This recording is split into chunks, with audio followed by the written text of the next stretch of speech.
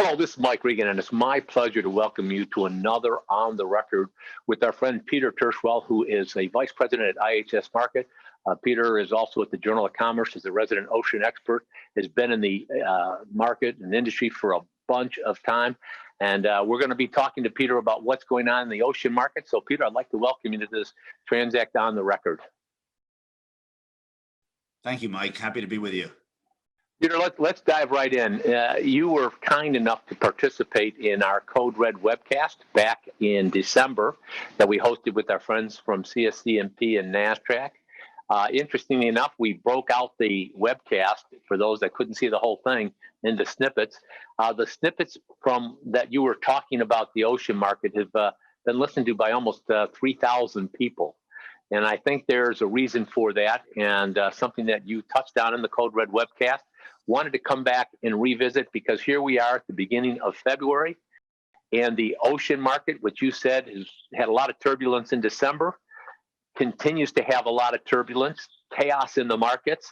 I saw something from Peloton that indicated, just came out to their viewers, and they basically said, look, we're going to ramp up our supply chain, and we are going to start flying our bikes in from Asia at a cost that's 10 times greater than what it would normally cost because of what's going on in the ocean market. There's just not the kind of predictability that they want in order to be able to run their business. So, Peter, walk us through today what the heck is going on in the ocean market.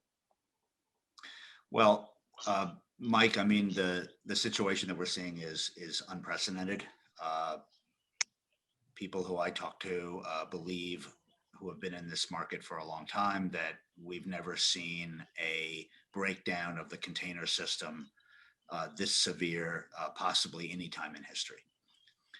It's a global phenomenon.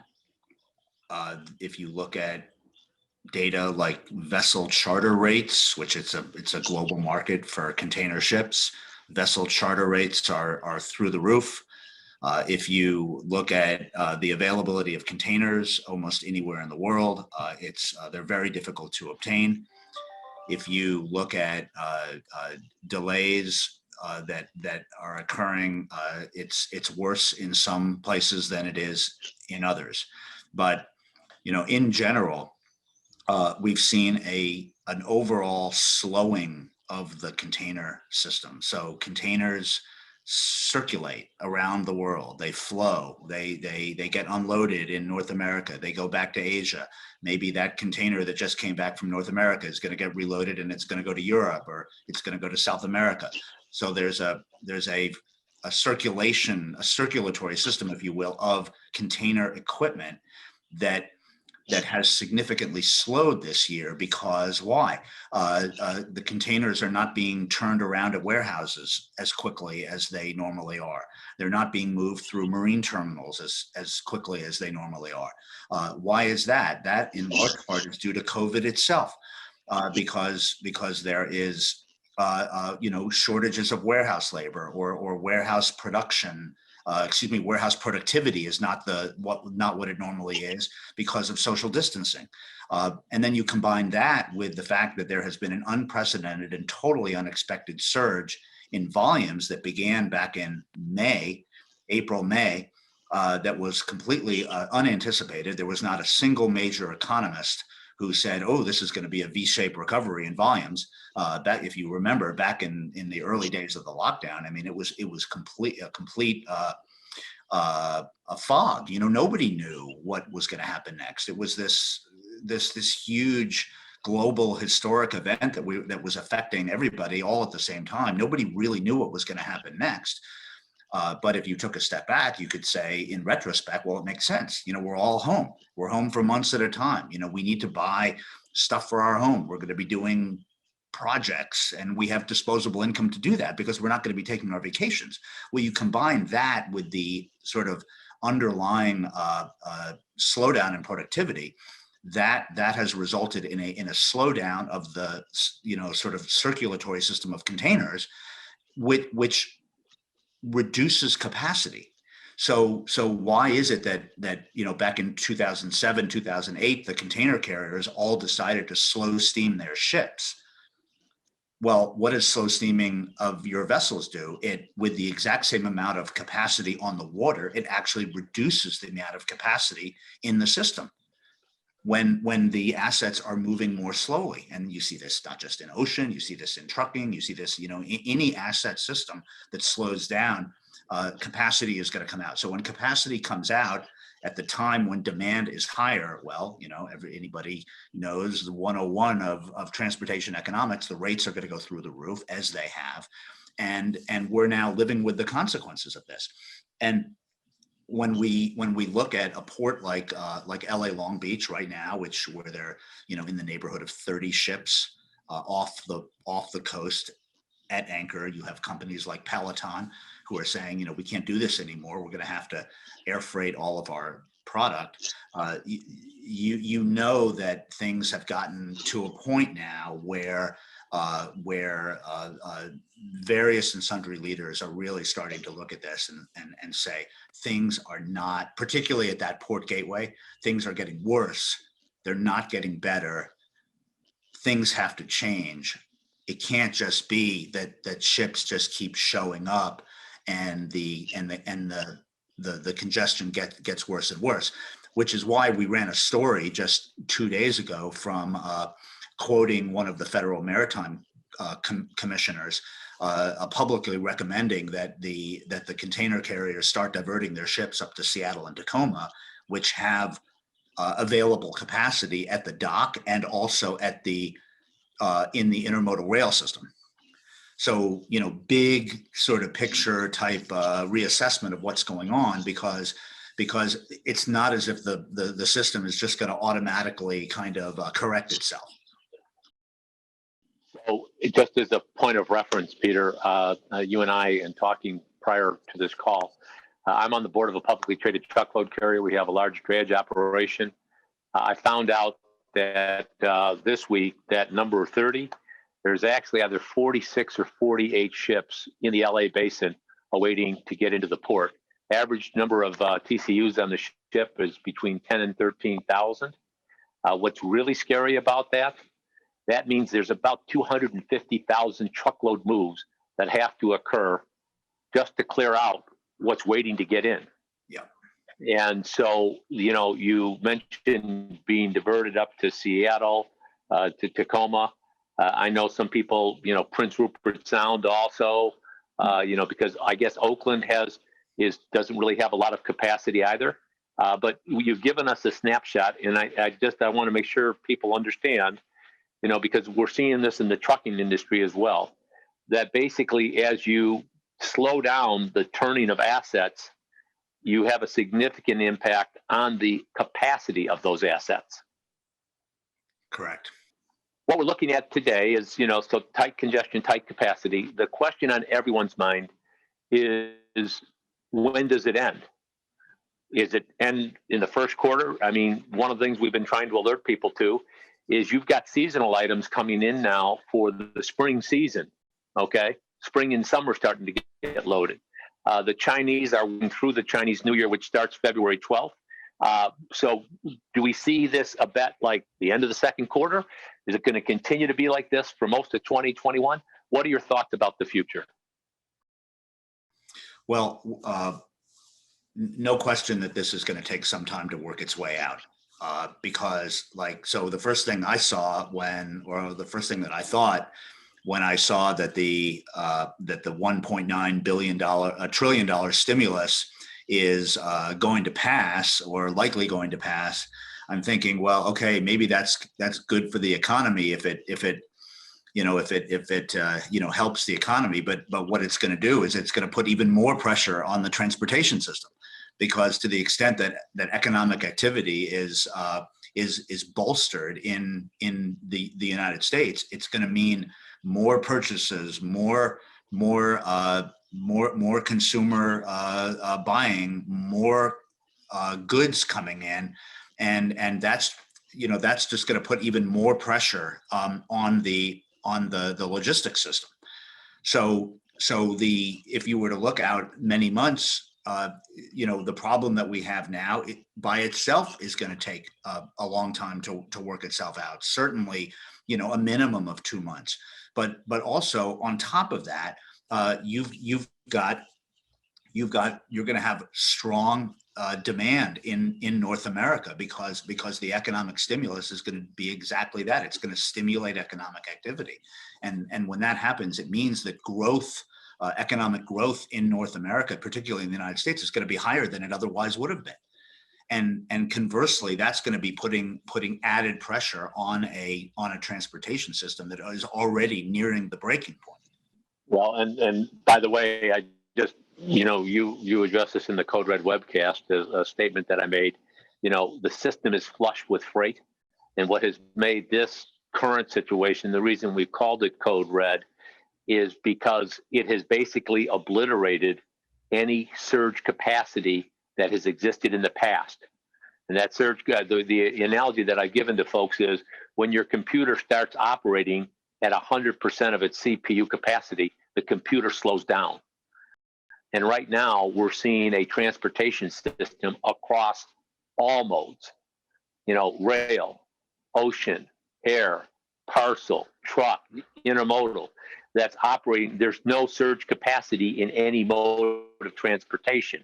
Is that kind of an accurate assessment as well? Definitely, because of the pressure that we're seeing on pricing, is a clear indication of that. And when you go forward into the future, one could ask the question of whether the transportation providers are going to come to their senses and say, oh, we need more surge capacity in the market. But that's not going to happen because what asset owner invests for a totally unpredictable, irregular surge capacity and then has assets sitting there being underutilized. We already even earlier in the year, last year actually, I was moderating a webcast that had the CEO for Air and Ocean from Maersk, Vincent Clerk, on the line. He's going to be one of the speakers at our TPM conference starting in 3 weeks. And he was asked this question directly: does there need to be more surge capacity in the system to be able to handle exactly what we're seeing right now? And his answer was absolutely not, because we're not going to make that investment. And why should we? The reason I'm here, Journal of Commerce team, Bill Cassidy, have done a fabulous job of covering this market. Okay. But, I remember I've spoken at some of the TPM events in the past. And so I always love the resources that you get. And that's going to be at the end of February for those that are listening in on this. And it's going to be a great conference done virtually. But, in 2015, 2016, I heard ocean carrier after ocean carrier, seemingly, talk about too much capacity in the market, and with the Panamax ships coming on stream and all this kind of stuff. And one of the things I've tried to share with folks is these executives, slow steaming, they can you can do some things. They just found it's a lot easier to eliminate capacity overall. And, Maersk is making a lot of money with tight capacity. And, like you have indicated, why would I want to invest in surge capacity when I don't know what the return for that capacity will be? And is that something that shippers are a little bit slow to catch on to? Well, I think that it should be on the minds of shippers going forward, without question. I mean, the container carriers have come a long way from the days of chronic overcapacity and sort of what they used to call non-compensatory freight rates, and no credibility on Wall Street, and that's turned around a great deal. And I don't get the impression that they want to go back to those days before. But all of that, and that kind of a seismic shift in the market where the container carriers are really in a strong position has significant ramifications for shippers in terms of how they procure, how they manage ocean capacity, and their ocean shipping programs, certainly in 2021, but very likely in the years to come. Before going to our final section about the impact of being a transactional versus strategic shipper, I would like to circle back to something that you brought up on the Code Red webcast, and that is in an environment where we have tight capacity, why are the ocean carriers continuing to use blank sailings? And for those people on the call or that are listening to this that don't understand what a blank sailing is, it's when an ocean carrier basically canceled a scheduled sailing that was supposed to occur, correct? Correct. And so you all mentioned the impact of what I had really not thought about, what ghost bookings, ghost freight, where shippers are basically booking containers on multiple vessels in the hope that one of those vessels will actually haul the container. So given what's occurring here, A, why are the carriers, if are they still continuing to use blank sailings? If so, why? And then how do we get out of this mess of ghost sailings? Because you mentioned you did a great job. I recommend people go to the transact.com, listen to your comments there because you explained it in great detail. The impact of ghost freight, you know, the chaos that creates. Walk us through the blank sailing and ghost freight issue. Well, just to start on the question of blank sailing. So that is a recent phenomenon.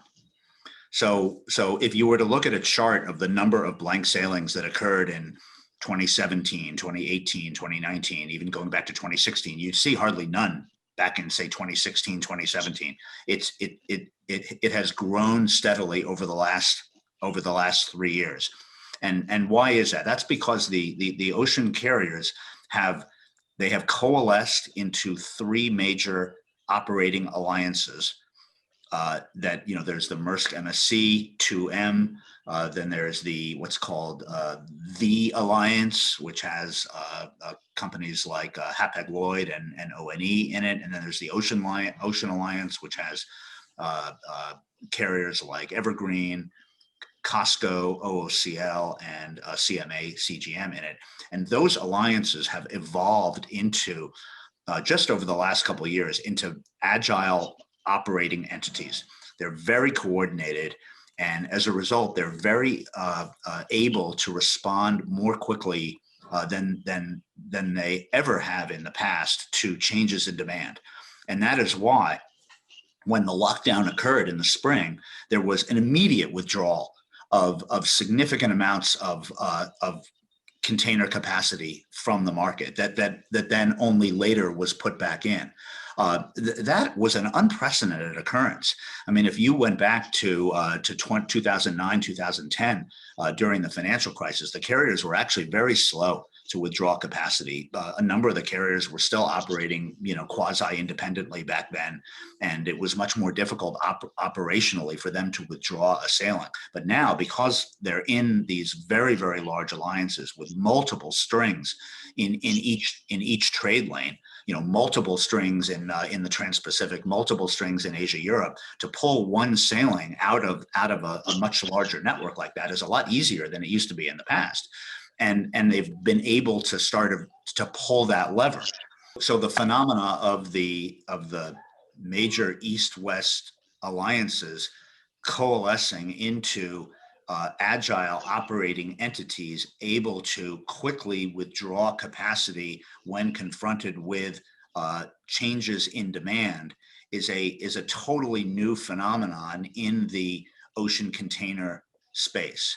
And it was almost as if the last 3 years of selective blank sailings, experimenting with blank sailings, getting comfortable with the idea of blank sailings, all was a dress rehearsal for the pandemic, such that when the lockdown occurred in the spring, the carriers immediately were able to withdraw massive amounts of capacity, and then only slowly put it back in when you know, as demand began to occur. And one of the things that the ocean carriers are now being accused of, and again, it's unclear what kind of evidence there is, because the numbers really haven't come out of did they not restore capacity nearly as quickly as they could have, thus driving the rates way up and you know, creating a very profitable situation for themselves. So in other words, it has to be assumed that going forward,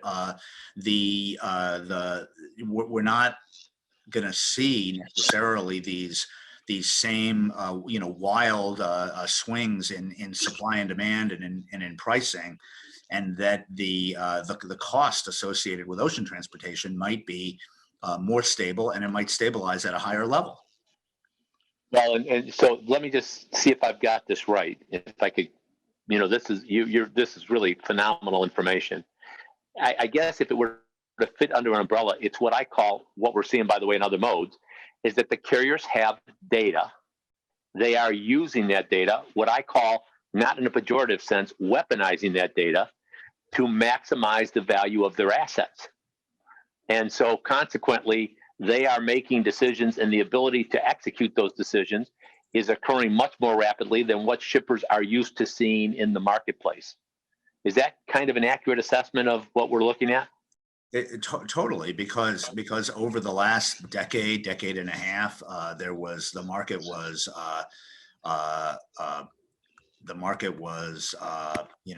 sort of saturated with overcapacity.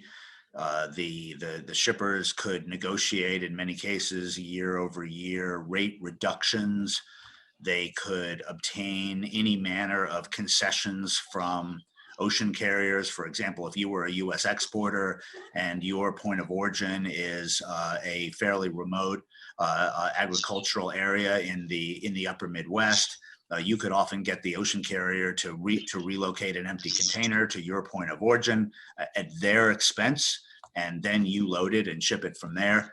And a lot of those perks that many of the shippers have gotten used to are slowly but surely, and actually not even slowly but surely, but fairly quickly disappearing. I mean, you could just say that one example of that, which was the subject of my column this week, was free time.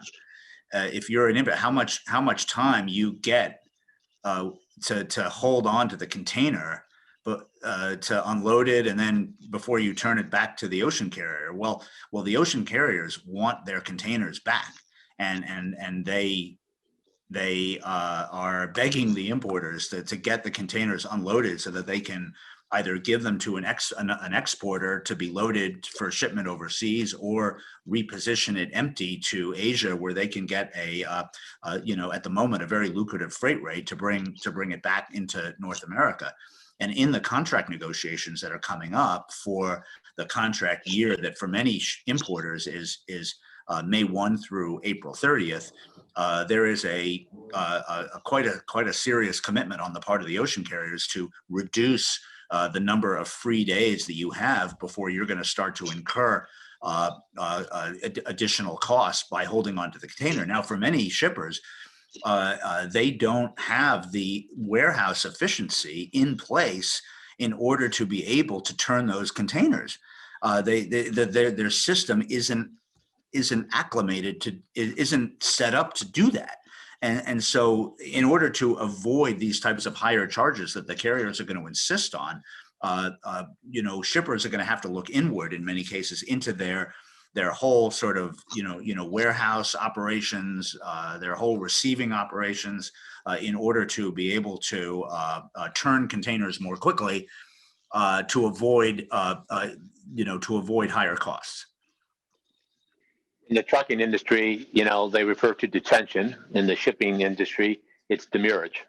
Yep. And I personally believe that in 2021, a lot of shippers are going to find out just how costly demurrage is. And I will only, we have an ebook that we talk about building a transportation spend management plan, and it talks about managing from the inside out, which is taking a look at the things that you do that drive your consumption of freight in the operational demands that you impose on your carriers. And, one of the things that we have said is that for a lot of companies, the past, their docks have been an afterthought. Okay. They have the least skilled, lowest cost people at their docks. And I'm going to say that I think a lot of shippers now are going to start to take a look at that, because they're hearing from their carriers, not just the ocean carriers, Peter, but the trucking companies as well. You need to be a good steward of our assets. Because we talked about this on our TPM call yesterday with Bill Cassidy, and we had the CEO of CTI and Forward Air. Practically speaking, carriers are running out of trailers because shippers are not turning trailers like they used to. and you start inducing 5-minute to 10-minute delays. One of the carriers that was in our Code Red webcast, they have 14,000 pickups and drop-offs deliveries a day. He said you add 5 to 10 minutes to that, you're talking anywhere from 70,000 to 140,000 minutes a day. That's going to impact our cost structure. So let's talk now. I could go on and on about this, and you've been very gracious with your time.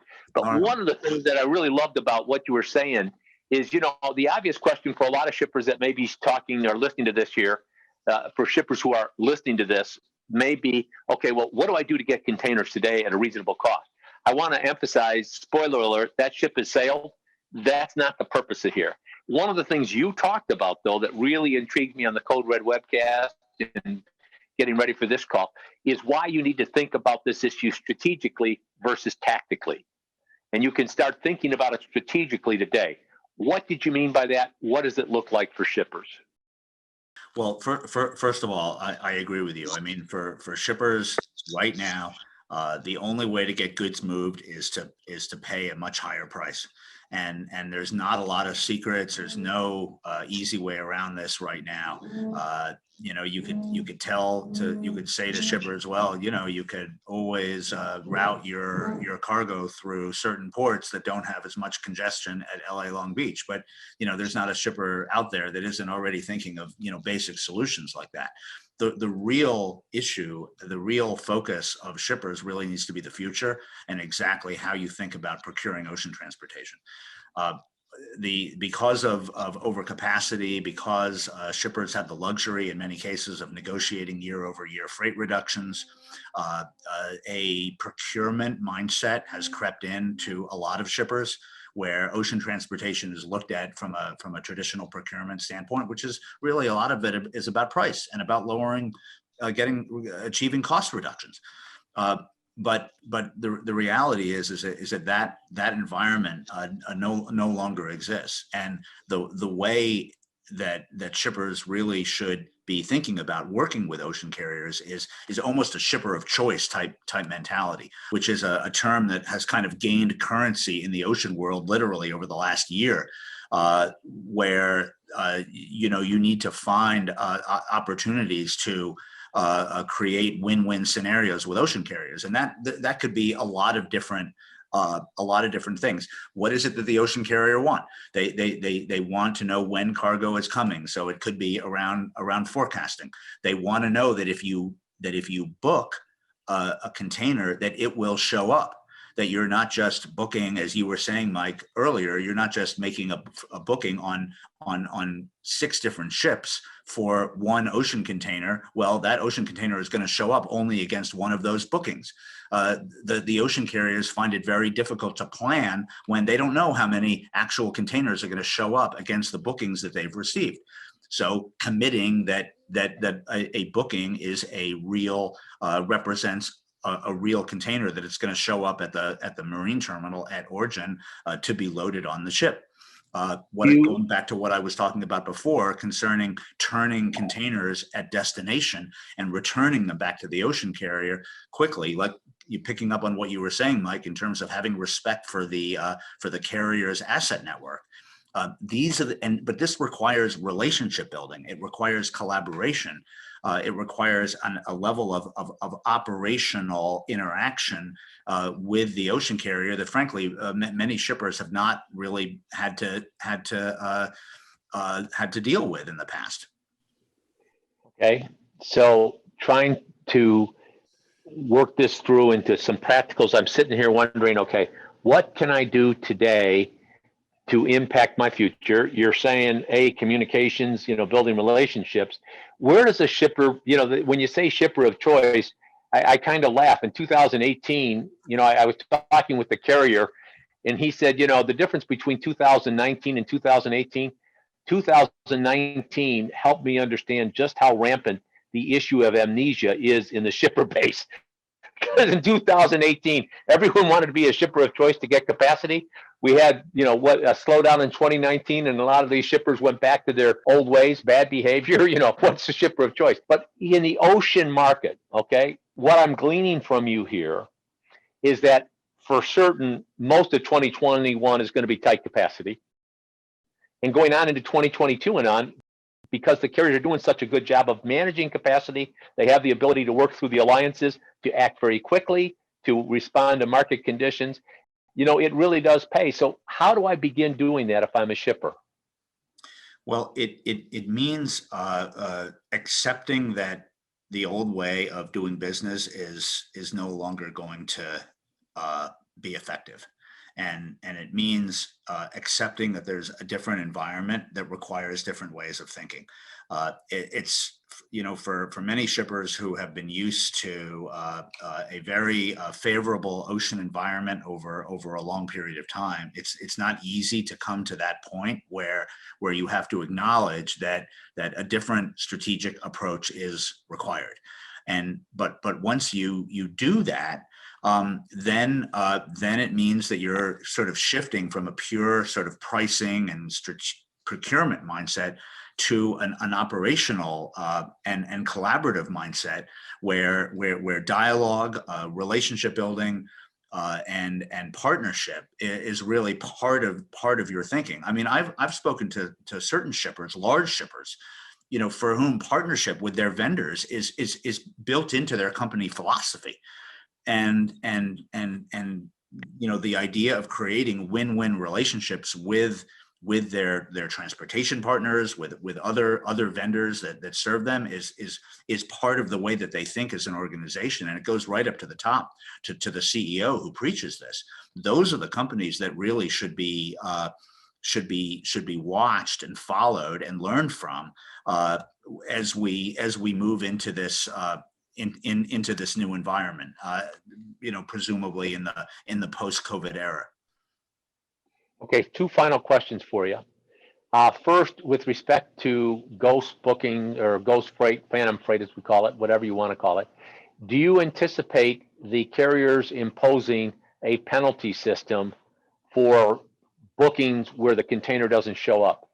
That's happening already. Do you think that that's going to become more widespread? Well, the model that is hopefully taking hold is what is called a almost a mutual model. It's based on two-way commitments, because the way it really should work, and I think that there are ocean carriers who certainly acknowledge this. It's the basis of the NYSHEX platform. NYSHEX being a startup in the ocean world that facilitates contracts between shippers and carriers on the basis of mutual commitment. And it's actually really simple. Like, if I'm going to show up with my container, like I'm going to make a booking with you, and there's going to be an actual container that shows up. Well, the least you could do is load my container on the ship that I booked it. That would seem to be a fairly mutual, a win-win scenario.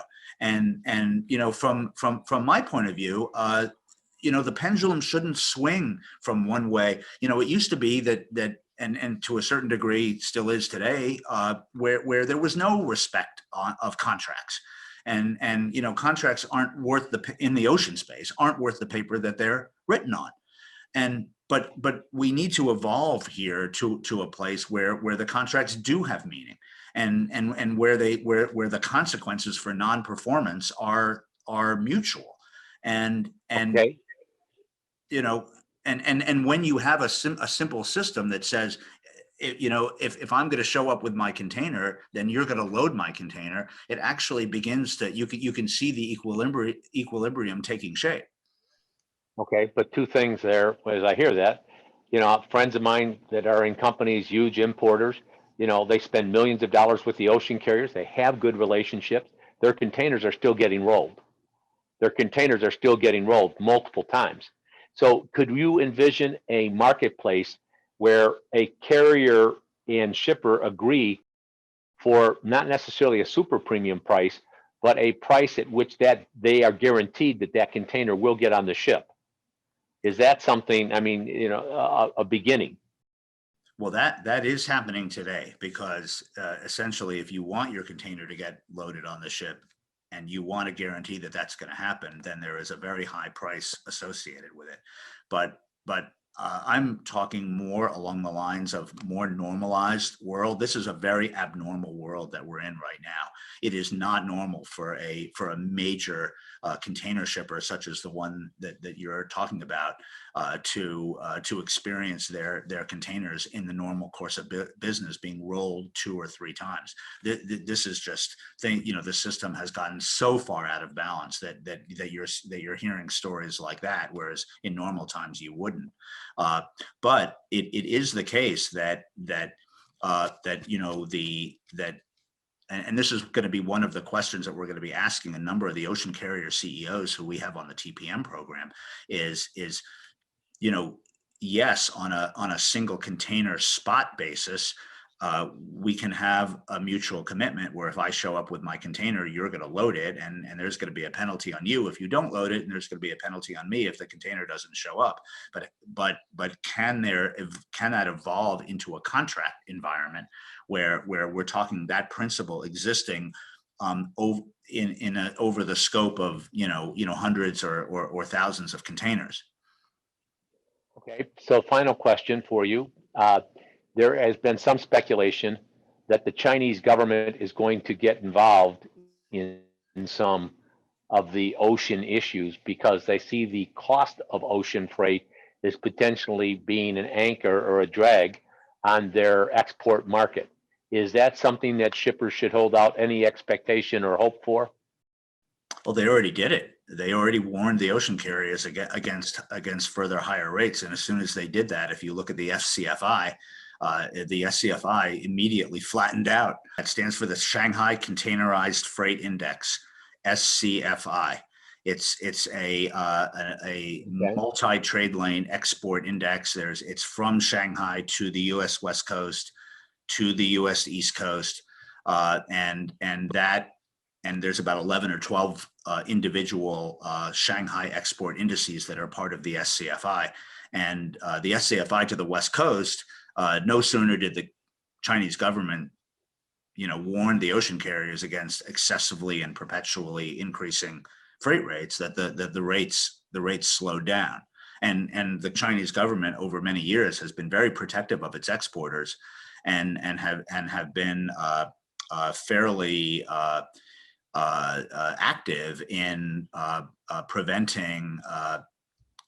preventing ocean carrier activity that in their view excessively raise the cost of Chinese exports, and thus render Chinese exports non-competitive.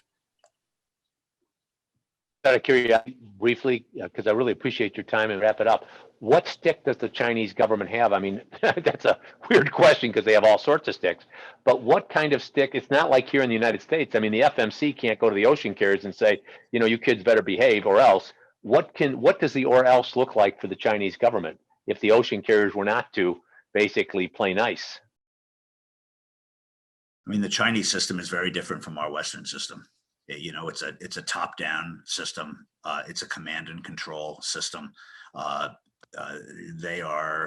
It is within their power to do things that would be very difficult to imagine occurring in a Western country. That's the reason why the market responded the way it did. If the Chinese say, "Look, we don't want you to be raising the prices anymore," the prices stopped going up. Well, that shows a degree of belief that should the Chinese wish to take action to enforce their priorities, that they're going to do it. Yep, that's I think that's a pretty accurate assessment. So, Peter, listen, I can't thank you enough for your time. Let me see if I've got this right. Right now, continued turbulence, chaos in the market. Forecast more turbulence in 2021, at least, barring unforeseen circumstances and this type of thing. But capacity is going to be tight in 2021. Third thing is, starting today, you can take steps to change the dialogue with your carriers. You may not get an outcome for 6, 12, 18 months, but you need to move more towards the strategic part of the spectrum versus transactional. And then the final point there is, you know, I don't know if you would agree with this, but as it relates to ocean, basically the summation we've been saying to people is, you know, plan for these high costs to be around for the remainder or a large part of 2021 and adjust accordingly, whether you can take cost out of your operations and other parts. But on the ocean front, you're going to be paying more to move goods than you have in 2019 and 2020. Yeah, unquestionably, and probably by a substantial margin. Substantial being 20, 25, 30%. Could be, yes, or higher. Hey, Peter, thanks so much for your time. Look forward to the TPM conference. It's going to be a great conference for those that are listening in. You're going to want to attend. So, Peter, thank you for your time. And thank you, Mike. And we really appreciate you joining us for the TPM conference. And we very much appreciate it. And thank you for having me with you today.